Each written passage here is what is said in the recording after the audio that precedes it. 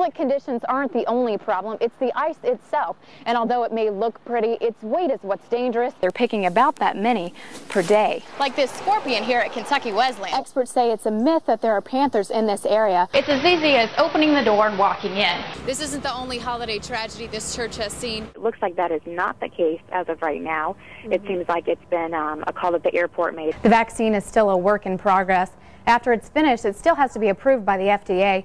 When we got here, the pastor of Macedonia Baptist Church told us that two men were trying to find a drainage pipe in the back of the church. A man is dead after falling 100-some feet into a boiler. During that 911 call, you can hear dispatchers repeatedly asking about the weapon. We still have our water utilities and a cool down overnight for those of us without air conditioning. OMU officials and about 20 customers are here at this public hearing behind me. We could be seeing more carnival rides and less alcohol. Little lights will be going out here at Goldie's after Saturday night.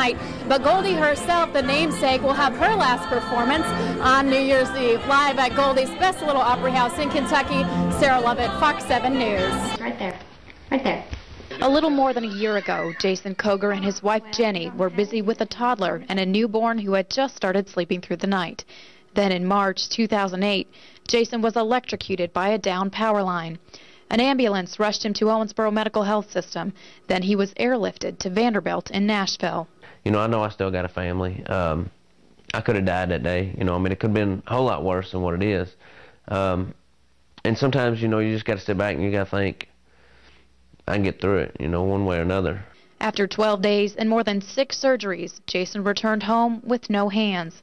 The couple says nothing was the same. I mean, I had to learn how to dress myself, everything, you know, that a baby would have to learn. I had to learn everything myself. I think the first time we tried to go anywhere, it took me 4 hours just to get everybody ready. You know, I have to give everybody a bath. I had to get everybody dressed. Then I had to feed them. You know, I had to feed everybody. It was just that, you know, no spontaneity, let's get up and go. She always wants to help me.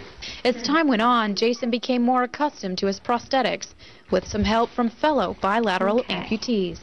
They actually taught me what it took them 16 years to do in 1 week. So, you know, that might have been why I've succeeded so much, because I've listened to other people. I've been in contact with people like me. But now it's Jason who will be learning things few other amputees know, how to use what are called touch bionic eye limbs. On the inside of them, the sensors, there's 2 sensors on each side. That's what controls opening and closing of the hand.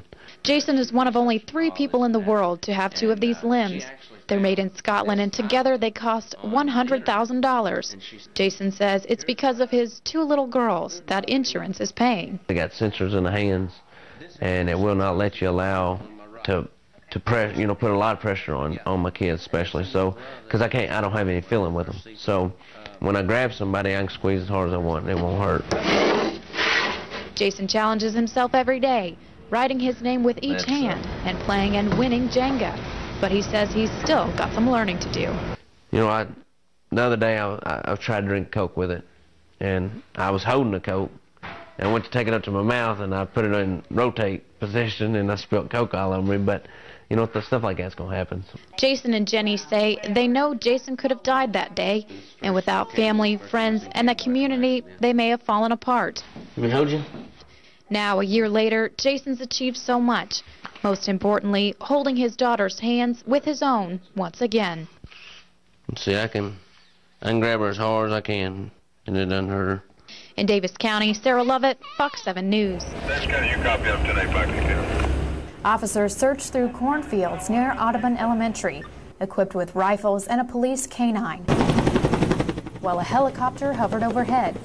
They were looking for someone who Lieutenant Colonel Jeff Jones called armed and dangerous. With him running, officers were exercising all necessary precautions in trying to apprehend him as we were searching the cornfield. Deputies have yet to officially confirm the connection between this man and a perpetrator in an overnight robbery at Whitaker Guns, where he and 3 other men may have stolen nearly $30,000 worth of merchandise.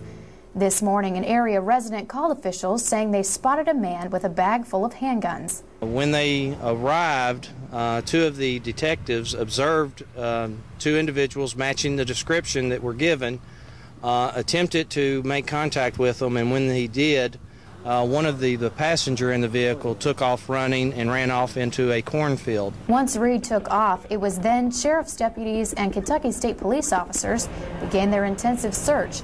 But after several hours, officials strategically backed off. We felt like it was possibly, if we backed off just a little, if he was laying down somewhere, that might give him a feeling that he could possibly try to leave the area. During the search, a source gave police Reed's cell phone number, and after trying to call him several times, once the search died down, he finally answered the phone and offered to turn himself in, but he said he wasn't sure where he was. In Davis County, Sarah Lovett, Fox 7 News. I said, ma'am, I said, don't wait this long no more. I said, when you know, give it an hour or two. If you don't have power on an hour or two, give us a call. Let us come get you. I feel sorry for you. The Hopkins County emergency responders have their hands full. It's something we're going to hear all night long. Oh, I know it. Ice is more than an inch thick in some places, and at least 20,000 people are without power. Jeremy McKenzie is one of them. My grandmother lives here and she's 83 and we just lost our power, so it's like, what's the next step we're going to do maybe if it don't come back on? The slick conditions aren't the only problem, it's the ice itself. And although it may look pretty, its weight is what's dangerous. It's bringing down tree limbs and power lines all over the place. If you get out and these transformers are frozen, and if they fall, they will not, may not knock the power.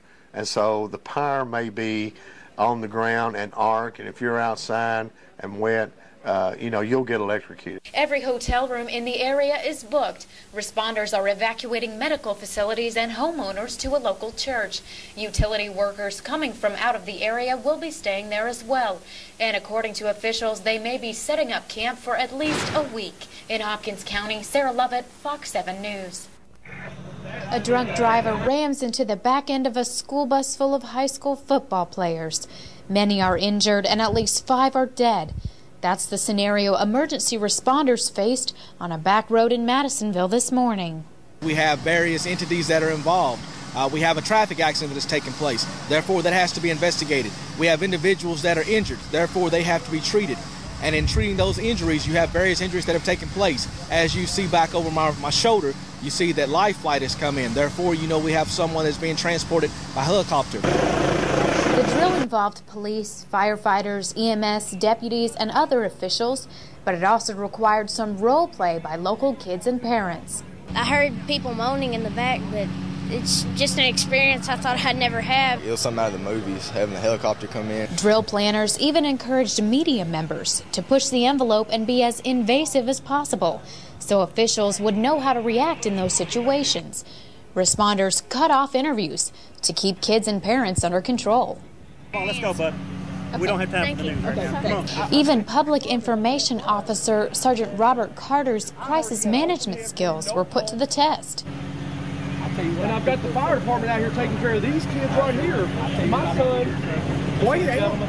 At the end of the drill, it seems everyone learned some important lessons. You always have to expect for the unknown variables. Sometimes you get the unknown variables correctly, sometimes you do not. So it's the unexpected that always bites you.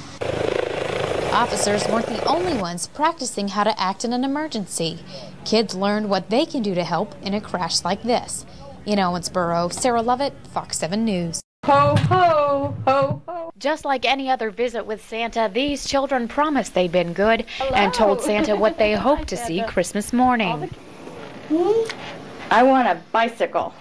You be a good girl, and I'll see about getting you a camera, okay? Rayanna Hutchins and Zane Starn said they should definitely be on Santa's nice list. Help my grandma clean my house. I help my mom. Laurie Van Kanya teaches preschool through first grade. She says this experience for her students is much more meaningful than actually sitting on Santa's lap. We've been to the mall, and they'd go to the mall with their parents, but there's always someone between them and Santa Claus, a person interpreting for them. So today they had the opportunity to have a direct conversation one-on-one with a Santa Claus that could understand them. Van Kanya says video phone technology is changing the way the deaf community connects with the world. She hopes it sends a message. They need to understand that they are able to communicate and that they do have a natural language of their own. For kids like Rayanna and Zane, one more Christmas wish is for all children to learn sign language.